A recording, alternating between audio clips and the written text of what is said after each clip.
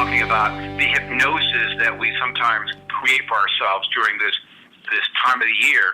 So Steve G. Jones is a board-certified clinical hypnotherapist.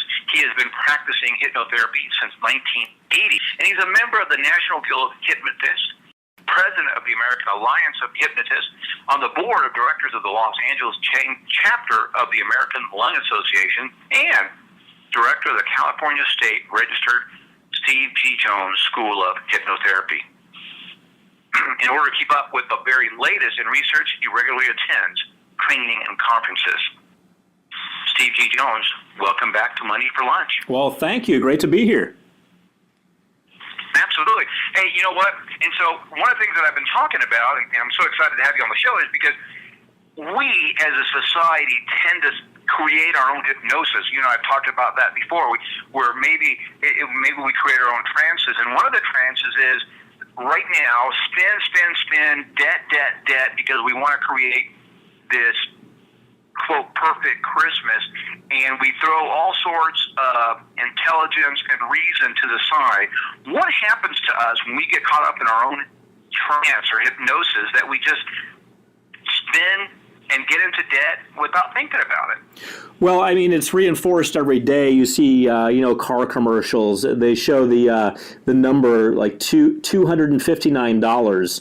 You know, you look at a car commercial. I see them all the time this time of year, and $259, and people think, okay, it's $259. Well, that's the amount you're going to pay per month for a long, long time, in addition to a down payment, and in addition to that, you are buying something that's depreciating, or you're leasing it, which is questionable. So we find ourselves constantly bombarded by this concept of debt and this concept of spending money on things that aren't really investments.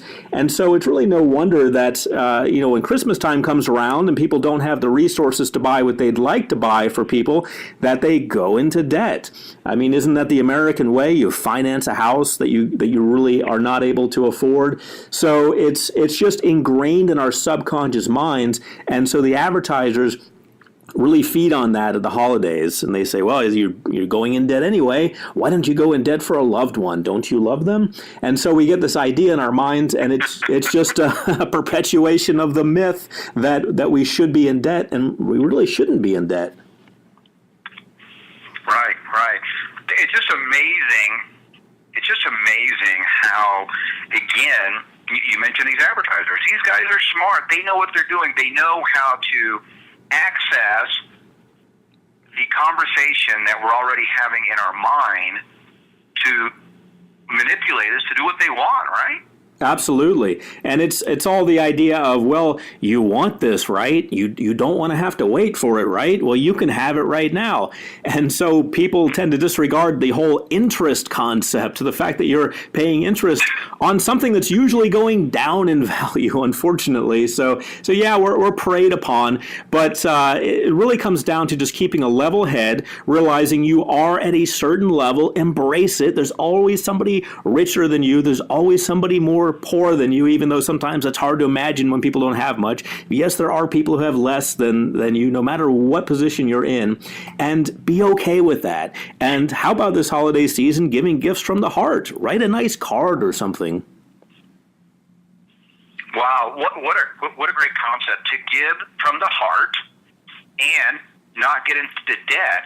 You know, sometimes one of the things that I think plague us as humans is the whole thing of status.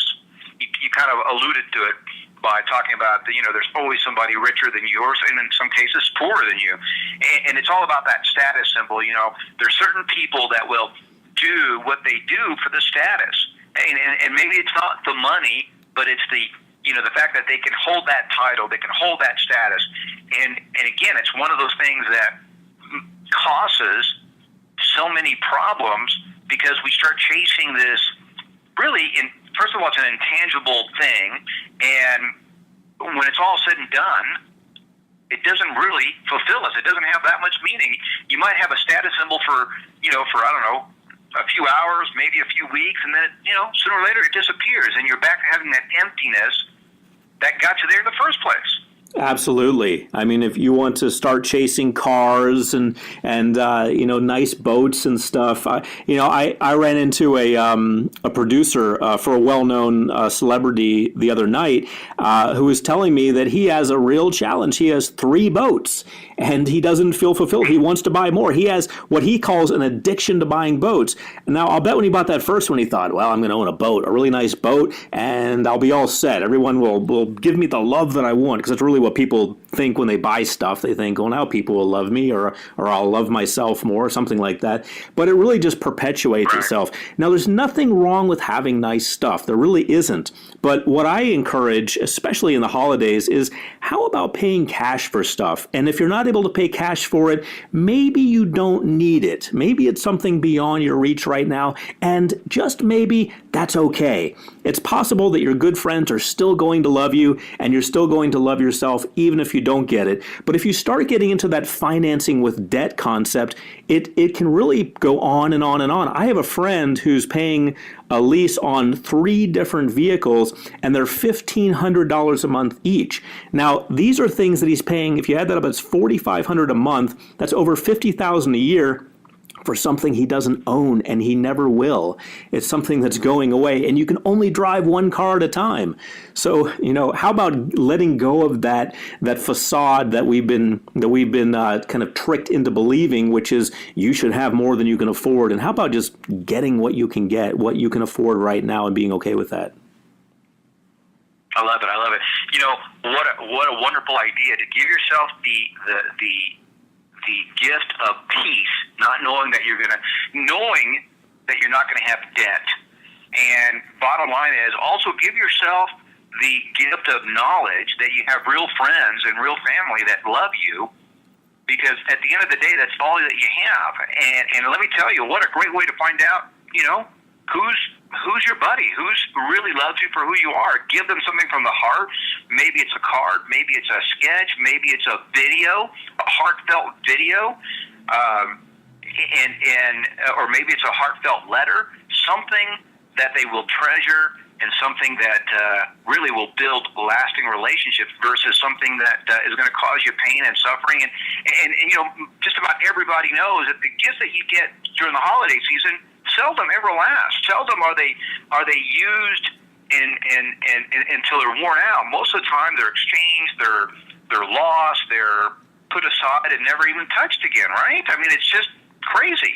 Oh, absolutely. I remember as a kid, my dad was fairly frugal. He was born in 1925. He passed away now, but, right in the heart of the Depression. So he was pretty frugal. I didn't always have the newest stuff. My neighbors did. Their parents bought the newest stuff. And yeah, it lasted about 2 weeks. We would all play that video game, and then we didn't touch it for the rest of the year. So you're absolutely right. And also, concerning this concept of buying new stuff, as I mentioned, there's nothing wrong with having new stuff and having cars and having a bunch of them. But if you save your money and pay for things with cash, what you're going to find is that you're going to come out far ahead from everyone else because you're going to have the cash to do things. Then you can buy all the cars you want with cash, and you will actually own them, and you're going to enjoy them a lot more, and then you can give them away as gifts. My friend Joe Vitale gave a car away recently as a gift. A car. He gave away an entire car as a gift. What a wonderful thing to actually own things and to be able to gift them to others. Absolutely. And again, it is a marvelous thing. And what I was going to say was, what would probably happen to a lot of us if we saved up the cash, we would probably be less motivated to spend it, because we took our time to do it. And let me tell you, I've seen this over and over again. Once you have cash, you start really analyzing what you want to do with it, and a lot of times it's just a lot of fun to hold on to it. And again, it's a balance thing. Like you said, it's okay to have nice things, nice trips, and give money to charity. I think that's a fulfilling experience, but it starts with, back to what you said, owning it. Cash in the bank is a true gift. And with that, I'm going to end, because, Steve, we're out of time, but I want to say thank you so much for being a part of Money for Lunch. Have yourself some great holidays, and we will talk to you next year. All right. Happy holidays. All righty. Guys, we're off and running. Great stuff there by our friend, Steve G. Jones, and you can check him out. And we didn't really get to it, but Steve G. Jones has the largest library of audio recordings. If you want to know how to maybe break away from your bad habits, whether you're overeating or overspending, check out SteveGJones.com. It's amazing the selection that he has. We're going to take a quick commercial break, and we'll be back right after these words. To learn more about me, Dr. Steve G. Jones, and to receive a free hypnosis recording, please visit my website, stevegjones.com. Thank you, and have an outstanding day.